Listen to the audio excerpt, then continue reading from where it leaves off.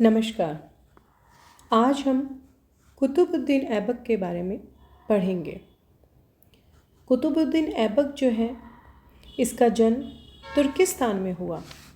बचपन में ही उसे एक दास के रूप में बेच दिया गया था और अंत में मोहम्मद गौरी ने उसे खरीदा। ऐबक जो है, इसमें गुणों की कोई कमी नहीं थी, परंतु शक्ल सूरत में वो अच्छा नहीं था। अपनी योग्यता और कुशलता के बल पर वह गौरी का कृपा पात्र बन गया और धीरे धीरे उन्नति करते करते गौरी का एक प्रमुख सेना नायक बन गया। गौरी के भारतीय अभियानों में ऐबक ने अपने स्वामी को विजयी बनाने में महत्वपूर्ण भूमिका अदा की। तराइन के दूसरे युद्ध के बाद गौरी ने ऐबक को अपने भारतीय प्रदेशों का सूबेदार तथा प्रतिनिधि नियुक्त किया। इस पद पर रहते हुए उसने गौरी द्वारा विजित क्षेत्रों की सुरक्षा ही नहीं की, अपितु उनकी सीमाओं का विस्तार भी किया। 1206 ईस्वी में गौरी की मृत्यु के समय ऐबक दिल्ली में ही था। दिल्ली के मुस्लिम सामंतों ने तत्काल उसका नेतृत्व स्वीकार कर लिया।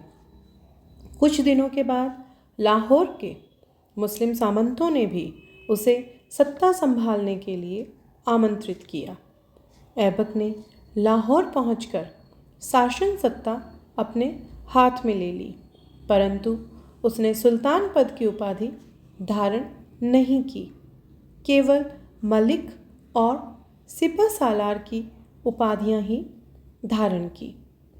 उसने अपने नाम के सिक्के भी नहीं ढलवाए और अपने नाम का खुतबा भी नहीं पढ़वाया। उसके इस व्यवहार का कारण शायद यही रहा कि उसे अभी तक दास्ता के बंधन से विधिवत मुक्ति नहीं मिल पाई थी।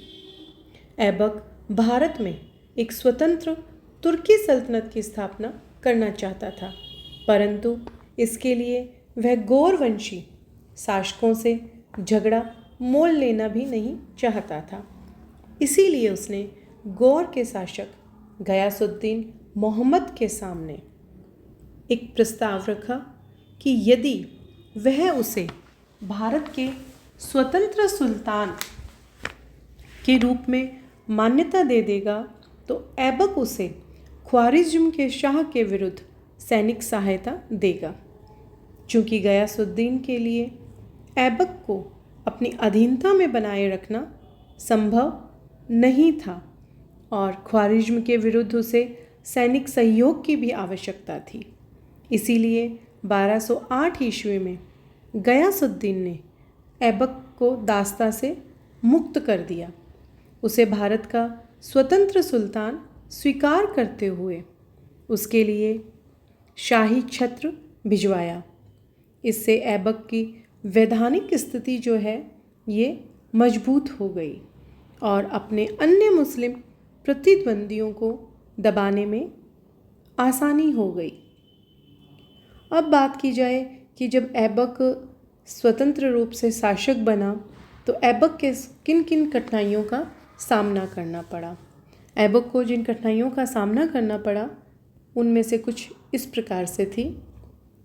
ऐबक की जो प्रमुख समस्या थी वो गौरी के दूसरे जो अन्य प्रभावशाली अमीर थे वे थे। वैधानिक दृष्टि से ऐबक जो है ये अब भी दास था और चूंकि तुर्क अमीर उसको सुल्तान पद पर देखना भी पसंद नहीं करते थे। निजामी का मत है कि चूंकि गौरी अपनी मृत्यु के समय तक भी अपने गुलाम सरदारों के अधिकारों का निर्णय नहीं कर पाया था और ना ही उन्हें ऐबक की अधीनता में छोड़ा गया था, इससे स्थिति और भी अधिक गंभीर हो गई थी। कुबाचा, एल्दोज और खिलजी सरदार अपने आप को ऐबक के समकक्ष मानते थे। ऐबक की दूसरी समस्या सीमांतों की सुरक्षा थी। ख्वारिज्म के शाह ने मध्य एशिया में एक विशाल साम्राज्य स्थापित कर लिया था और उसकी सीमाएं भारत के मुस्लिम क्षेत्रों को छूने लगी थी।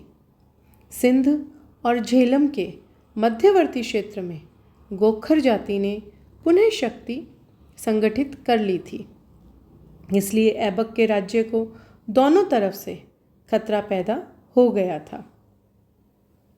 इसके अतिरिक्त लाहौर तक का जो क्षेत्र था वो अभी तक गजनी के शासक के अधीन था और गजनी के शासक इस क्षेत्र को अपने राज्य का अंग समझते थे। गजनी का एल्दोज इस क्षेत्र को हड़पने की ताक में था, परंतु स्वयं गजनी पर ख्वारिज्म के शाह की ललचाई निगाहें टिकी हुई थी। ऐबक को ये भय था कि कहीं ख्वारिज्म का शासक गजनी को जीतने के बाद पंजाब पर आक्रमण ना कर दे। इसलिए ऐबक लाहौर को गजनी राज्य के प्रभुत्व से मुक्त कराना चाहता था।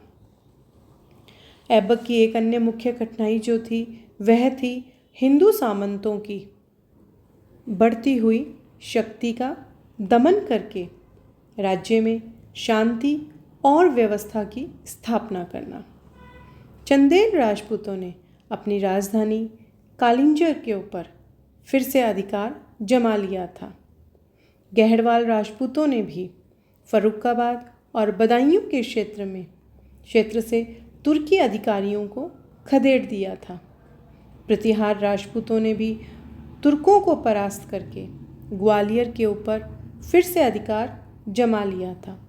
हिंदुओं की बढ़ती हुई शक्ति ऐबक के लिए एक गंभीर चुनौती थी। अब बात की जाए कि ऐबक जो है इसने कठिनाइयों के ऊपर किस प्रकार से विजय प्राप्त की। ऐबक ने धैर्य और साहस के साथ अपनी कठिनाइयों और विषम परिस्थितियों के ऊपर विजय प्राप्त की। उसने अपने उदार व्यवहार और कूटनीति के द्वारा तुर्की अमीरों का सहयोग प्राप्त करने का प्रयत्न किया। उसने कुछ प्रभावशाली तुर्क सरदारों के साथ वैवाहिक संबंध स्थापित करके अपनी आंतरिक जो स्थिति थी उसको मजबूत बनाया। उसने अपनी पुत्री का विवाह इल्तुतमिश जो था इस नामक एक साहसी जो युवा सेनानायक था उसके साथ किया। सिंध का सूबेदार उसका बहनोई था और उसने ऐबक के नेतृत्व को स्वीकार कर लिया था। इसी प्रकार से ऐबक ने हिंदू सरदारों की बढ़ती हुई शक्ति को भी रोकने का प्रयास किया। उसने बदायूं के हिंदू जो सरदार थे इनका दमन किया और अपने दामाद इल्तुतमिश को वहाँ का सूबेदार नियुक्त किया। जिन हिंदू सरदारों और राजाओं ने उसे कर देना स्वीकार कर लिया, उसने उन्हें अपनी भूमि का स्वामी बने रहने दिया। लेकिन फिर भी ये कहना पड़ेगा कि एल्दोज और ख्वारिज्म के भय के कारण वह अपनी संपूर्ण शक्ति के साथ राजपूतों से लोहा नहीं ले पाया और कुतुबुद्दीन ऐबक कालिंजर और ग्वालियर को भी जीतने में असफल रहा था। लगभग 4 साल का जो शासन था उसको करने के बाद नवंबर 1210 ईस्वी में लाहौर में चौगान, जो कि उस समय पोलो की तरह ही एक खेल होता था, वो खेलते हुए अपने घोड़े से गिर गया और इससे उसकी मृत्यु हो गई। इस प्रकार हम कह सकते हैं कि ऐबक जो है इसको भारत के मुस्लिम राज्य की स्थापना करने वाला माना जाता है। Thank you.